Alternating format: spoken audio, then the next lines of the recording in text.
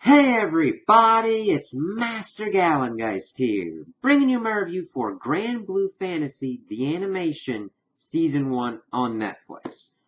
That's a mouthful. But, overall, I enjoyed this anime. There's not really much to it. Now granted, the main kind of characters of Gran and Lyria, since they kind of anchor it, they kind of get the most development, but this season was just your typical kind of adventure anime. There really isn't much that makes it stand out otherwise than the visuals and kind of like the setting and scenario, where every kind of island that's around is in the sky, and there's like sky fairs that go from island to island, and that's pretty interesting. Got a lot of Final Fantasy kind of vibes watching this one with like the airships and all that, even though it was a little bit different in that you need airships to go anywhere. But it's just your typical kind of thing. Evil Empire, girl is rescued by kind of like the Lieutenant Catalina chick who's been watching over her. They kind of get blown out and kind of messed up, and this one dude, Gran, kind of finds Lyria, and of course he's followed by his companion Vern, who wasn't as annoying as I thought he would be. I don't know if it's just how usually that kind of character of Vernum would annoy me, but I think he was utilized in the right kind of amounts to not be as maximally annoying as he could have been. But they find her, they kind of get away, they're running from Imperial forces, they run into Catalina, and of course the one dude kind of lets loose this kind of Hydra thing, and it kills Gran. He died. He did. But Lyria decides to save him by sharing like half of her life force, so they're bound together. Granted, they say they can't be that far apart, but they kind of get pretty separated from each other. We don't see any repercussions. It's really kind of weird. You set this kind of overall limitation, but like, alright, but she's able to resurrect him, and in order to fight the Hydra monster thingy and not be controlled by them, she summons this primal beast, which is the guardian of the island, Bahamut, and fucks up their ship. Nothing is really explained as to why she can mess with these primal beasts, other than she is connected to the Astrals, and the Astrals are kind of like the forerunners, insert ancient civilization around. And, of course, Ryan's father was a Skyfarer, sent him a letter that he had gotten to the island of the Astrals and to come find him. It's like, alright, I can use this to do that. He has a nice kind of farewell with his people. They get him onto a ship, and they kind of fly off. And then they just have a kind of snowballing effect of kind of adventures, pretty much getting more primal beasts and getting more crew. The next island, they find this dude Rackham, who's a helmsman and has been working on this ship, and that's of course where they get the ship. He is able to fix it. The Empire tries to destroy the island by trying to control one of the primal beasts, Tiamat.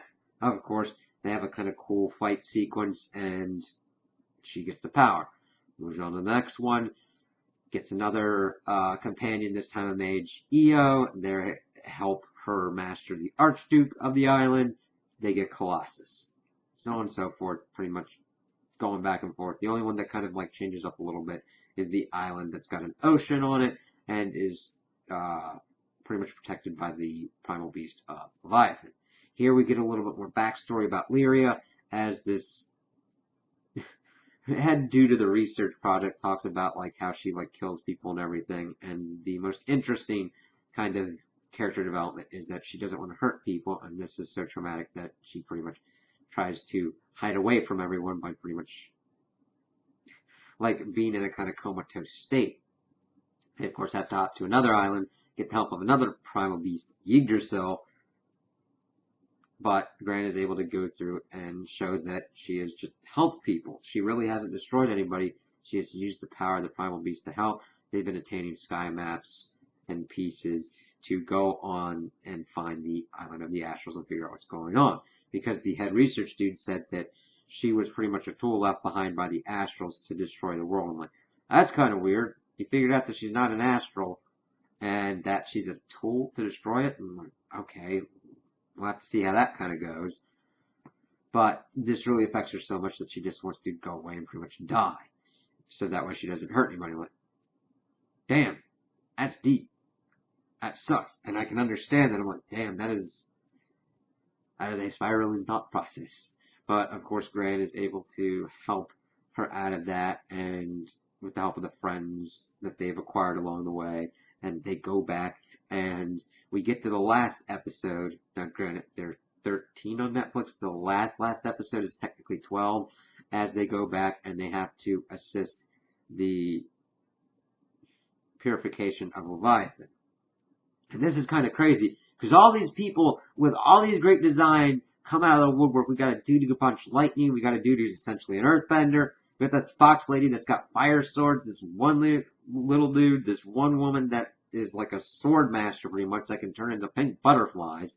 Yes, pink butterflies. And it's almost like this Avengers level scene where all these kick-ass people pop up out of nowhere with no context. And I'm like, damn, all these people would be cool to be like on the crew helping out or whatnot.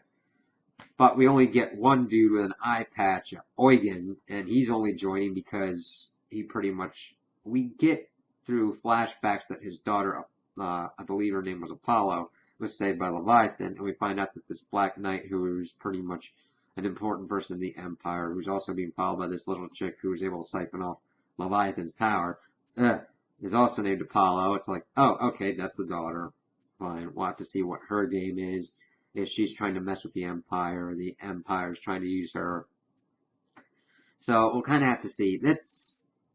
Then we get a 13th episode OVA, which is essentially done as another route. And instead of Gran, it's this other chick, and it's a beach episode. And they've got a lot more crew, and a lot of bikinis ensue. I don't mind fan service. It's just, out of all of them, this was kind of the most empty. I mean, there's some funny haha kind of moments and everything that you could find really enjoyable, but I'm like, alright, this is just a kind of what if scenario of what's going on. I rather would have liked an act like a beach episode with the other people, like what we've been following. It was just really kind of strange, but it's your typical kind of fantasy anime, and I think it's also based off of a game, so there's a lot more that you can really flesh out. Visuals are pretty nice. I kind of like the style being kind of looser. Now, granted, there's still definition and everything, but it makes the action scenes more fluid. Granted, there aren't really a lot of them, and most of them are kind of fused with certain CGI aspects, but it doesn't really break them, so I wouldn't even really recommend this for any action scenes.